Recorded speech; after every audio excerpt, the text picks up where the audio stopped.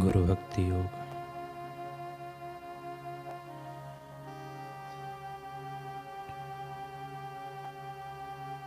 जो गुरु भक्ति योग के मार्ग से विमुख है वह मृत्यु, अंधकार और अज्ञान के भंवर में घूमता रहता है।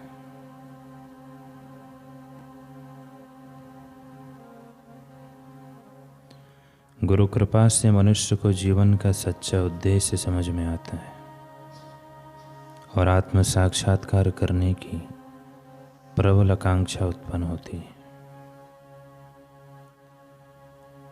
शिष्य के हृदय के तमाम दुर्गुण रूपी रोग पर गुरु कृपा सबसे अधिक असरकारक प्रतिरोधक एवं सार्वत्रिक औषध है। यदि कोई मनुष्य गुरु के साथ अखंड और अविच्छिन्न संबंध बांध ले तो जितनी सरलता से एक घट में से दूसरे घट में पानी बहता है उतनी ही सरलता से गुरु कृपा बहने लगती है। रात्रि को निद्राधीन होने से पहले अंतर्मुख होकर शिष्य को निरीक्षण करना चाहिए कि गुरु की आज्ञा का पालन कितनी मात्रा में किया है।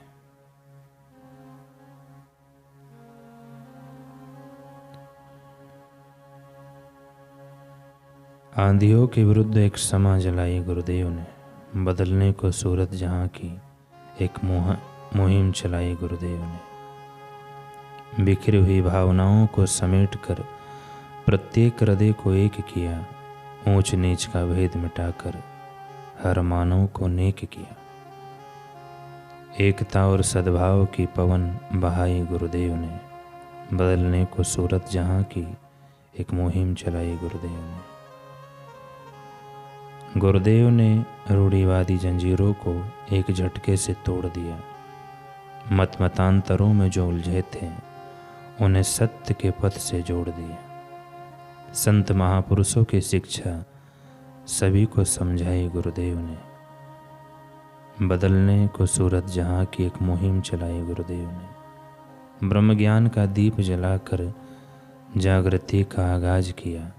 संगीत में हो जाए जीवन, सबको ऐसा साज दिया। अगम अगोचर ईश्वर की अनुभूति कराई गुरुदेव ने। बदलने को सूरत जहां की एक मुहिम चलाई गुरुदेव ने। शिष्य ने अपने गुरुदेव से कहा कि गुरुदेव, यदि कोई गुरु भाई हमारी झूठी बातें जो हमारे द्वारा घटित भी नहीं हुई हो, ऐसी बातें गुरु के समक्ष प्रस्तुत कर दे और गुरुदेव प्रतिक्रिया में हमें उस बात का दंड सुना दे जो हमने गलती की भी नहीं, तो हमें उस समय क्या करना चाहिए? गुरुदेव ने कहा, गुरु के आदेशों का पालन करना चाहिए। सहर्ष पालन, यह तुम्हारा प्रश्न अभी का प्रश्न है, ऐसी बात नहीं है। यह तुम्हारा प्रश्न सदियों से चल रहा है। ऐसी घटना प्रायः घटा ही करती है। उस समय स्व का खूब सूक्ष्मता से निरीक्षण करो कि हम अभी किस मार्ग पर हैं, हमारी स्थिति क्या है। भक्ति मार्ग में भक्त को स्वामी की हर वस्तु प्रिय ही प्रतीत होती है। भक्ति मार्ग, ज्ञान मार्ग और कर्म मार्ग। भक्ति मार्ग में स्वामी की हर वस्तु प्रिय ही प्रतीत होती है, फिर भी वह स्वामी द्वारा दिया गया प्रेम हो या फिर प्रताड़ना। भक्त को स्वामी की कोई भी वस्तु अप्रिय नहीं लगती, कोई चेष्टा अप्रिय नहीं लगती, अपितु अहोभाव होता है।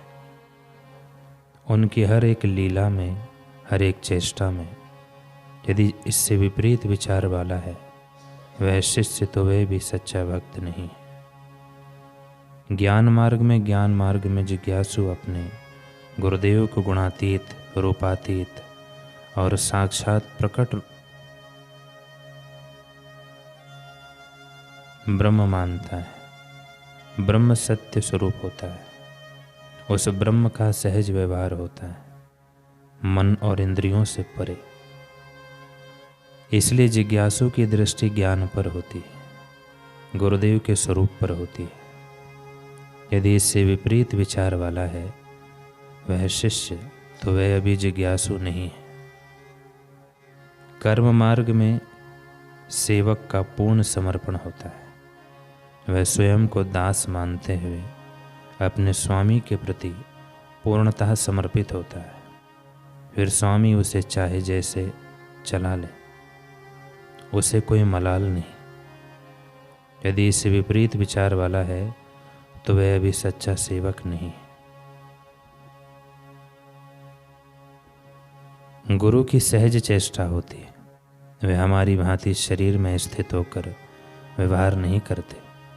यदि गुरु की आज्ञा में तुम्हें शंका उत्पन्न हुई तो समझो तुमने उनको एक व्यक्ति से बढ़कर और कुछ नहीं माना है। खरी बात है, बोलने में संकोच नहीं करता। झूठी बातों पर यदि गुरु तुम्हें दंडित भी करे तो भी उसे गुरु का प्रसाद समझकर ग्रहण करो, परंतु वही उनसे अपनी सफाई देने का प्रयत्न ना करो। सफाई देने का मन में विचार भी आने से वह प्रदर्शित होता है कि तुमने अपने गुरु को कभी जाना ही नहीं या उन्हें साधारण व्यक्ति ही मानते हो।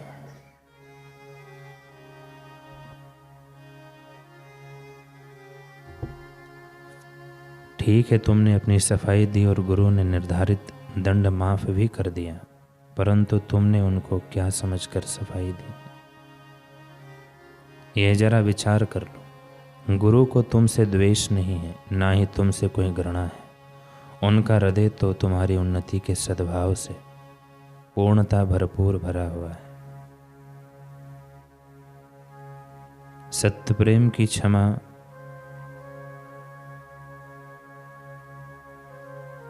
सत्य प्रेम की क्षमा जली परवाने ही जल पाएंगे। सत्य प्रेम की क्षमा जली परवाने ही जल पाएंगे। लक्ष्य है जिनको याद सदा, वे कभी नहीं घबराएंगे। लक्ष्य बड़ा है जीवन का, गुरुदेव ने समझाया है। लक्ष्य खोकर जीवन जीना किसी काम ना आया।